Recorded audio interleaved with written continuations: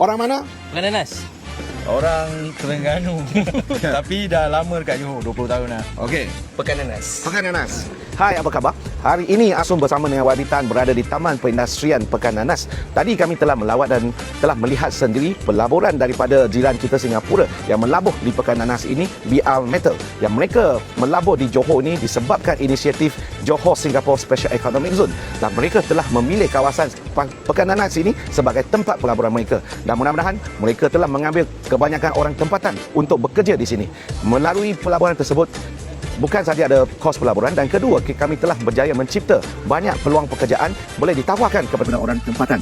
Dan kebanyakan mereka bekerja di sini dengan pendapatan yang cukup dan pendapatan yang selesa untuk menerusi hidupan harian mereka. Mudah-mudahan dengan atas pelbagai inisiatif kita boleh berjaya menarik bukan saja pelaburan yang besar-besaran, dan juga kami mengalung-alungkan pelaburan SME yang boleh melabuh di Johor ini. Mudah-mudahan dengan adanya pelbagai inisiatif, Johor ini akan semakin maju, bangsa Johor akan mendapat pendapatan yang semakin lumayan.